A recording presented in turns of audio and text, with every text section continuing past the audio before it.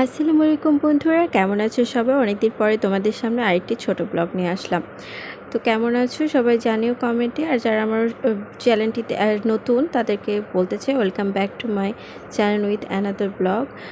আর যারা পুরনো তাদের সবার প্রতি অনেক ভালোবাসা। সবাই সাবধানে থেকো বন্ধুরা। আজকাল খুব গরম পড়েছে, তো সকালে দেখতে পেলে মাছের ডিম আর আলু ভর্তা, মাছের তরকারি দিয়ে চচ্চড়ি দিয়ে আমি ব্রেকফাস্ট করে আজকে ভালো লাগছিল না পড়াশোনা করতে, তাই আজকে আমি একটু হাতের ছোট একটা সুতোর কাজ এমব্রয়ডারি নিয়ে বসেছিলাম, তো করছিলাম সেটা। তো যাই হোক, তোমাদের দুটো জিনিস দেখায়, দেখো এগুলো হচ্ছে আমাদের বাসায় পুরনো একটা স্মৃতি।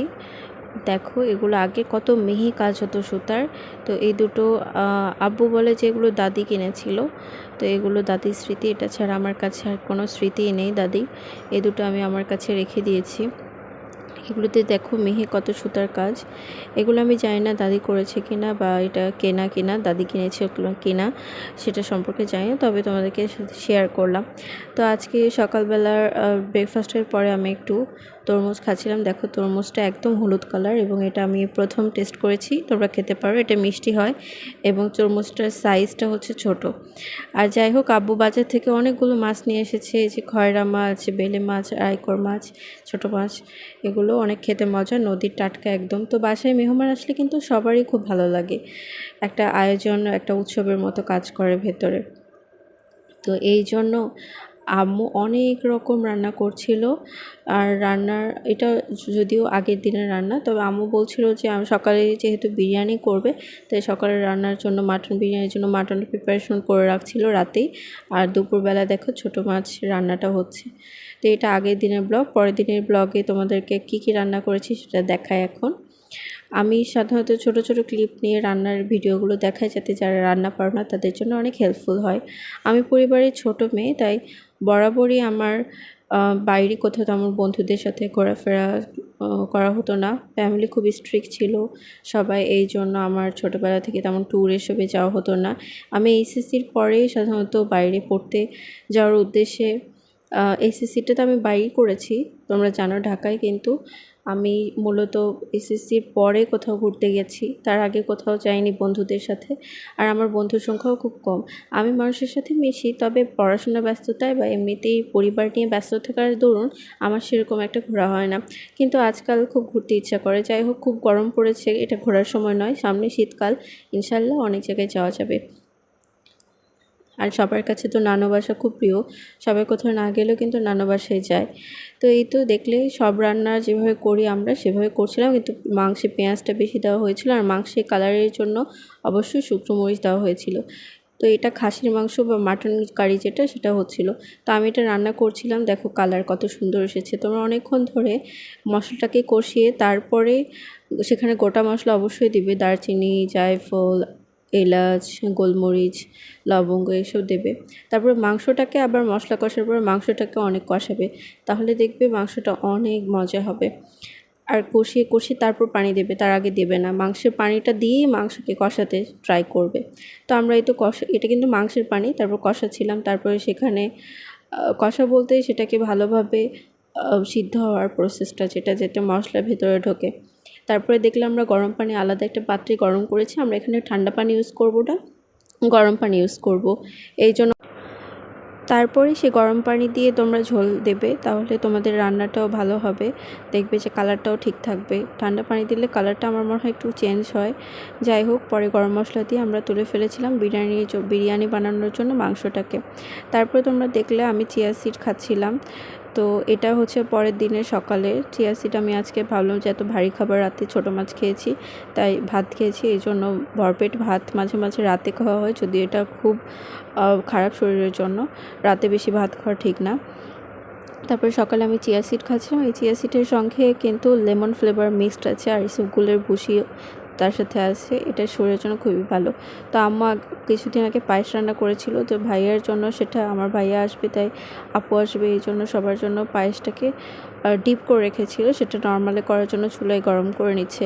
আম্মু যেহেতু জানো আমার আম্মু চাকরিজীবীতে খুব ব্যস্ত থাকে, এর মধ্যে টাইম মেনটেন করে সব রান্না করা পসিবল না, তাই পায়েসটাকে আগেই রান্না করে ফ্রিজে রেখেছিল। নারিকেল দিয়ে পায়েসটা হয়েছিল, আমার কাছে খুব ভালো লাগে আম্মুর পায়েস। তো আব্বু দেখো শীতকাল আমাদের উত্তরবঙ্গে প্রায় চলে এসেছে, সরিষার শাক এনেছে। সরিষার শাক ধুয়ে পরিষ্কার করা হচ্ছিল, এপাশে শাক হবে আর এপাশে গরুর মাংস রান্না করেছিল আম্মু। তো গরুর মাংস রান্না সবাই পারো, আর যারা পারো না তারা অবশ্যই ইউটিউবে অনেক ভিডিও আছে, দেখে নিও। আমরা এইভাবে প্রসেসে করি যেভাবে সবাই করে, খুব মানে স্পেশাল কিছুভাবে আলাদা করে রান্না এরকম রান্না নয়, যদিও যখন করা হয় সেটা ব্লগে দেওয়ার চেষ্টা করি। আর এখনও যারা আমার ভিডিও দেখছো সাবস্ক্রাইব করো না, অবশ্যই আমার চ্যানেলটিতে সাবস্ক্রাইব করো বন্ধুরা, আর ভালো লাগলে লাইক শেয়ার কমেন্ট করতে ভুলো না। তো এই তো গরুর মাংস সেভাবে করা হচ্ছিলো, কিন্তু আস্ত কয়েকটা রসুন ইউজ করেছিল আম্মু, কারণ আমরা রসুন খুব পছন্দ করি, রসুন শরীরের জন্য খুব ভালো। তোমরা একই প্রসেসে যেভাবে খাসির মাংস রান্না করো এভাবে গরুর মাংস করতে পারো, কিন্তু গরুর মাংস রান্নাতে অনেক টাইম লাগবে। আর যেহেতু গ্যাস অপচয় না করে তোমরা যারা সিলিন্ডার ইউজ করো তাদের জন্য প্রেশার কুকার হচ্ছে বেস্ট অপশন। আর খাসির মাংস তো অনেক কষাতে হয়, সেটা অনেক টাইম নিয়েই রান্না করতে হয়। আর প্রেশার কুকারে দিয়েও করা যায়, তবে টেস্টটা সেরকম আসে না, এই জন্য চুলায় করা। আর প্রেশার কুকারে গরুর মাংস করলে খুব তাড়াতাড়ি সেটা খুব ভালোভাবে রান্নাটা হয়। আর তোমরা গোটা মশলায় তেজপাতা ইউজ করতে অবশ্যই ভুলবে না, তেজপাতার কিন্তু অনেক গুণ। আমরা অনেকে মনে করি যে এটা তো ফেলেই দেওয়া হয়, কিন্তু না, সব মশলারই আলাদা আলাদা সব গুণ রয়েছে। আমরা এটাও ভালোভাবে কষিয়ে নেব। এই যে দেখো আমি রান্না করছিলাম। আর আমার হাতের নেইল পালিশটা কেমন তোমরা জানি না, আমার এই নেইল পালিশ দিতে মাঝে মাঝে খুব ভালো লাগে, যদিও সবসময় নামাজের কারণে দেওয়া হয় না, তবে আমি প্রায় দেওয়ার চেষ্টা করি আজকাল, কারণ কিনে ফেলেছি, সেগুলো না শেষ করলে তো হবে না।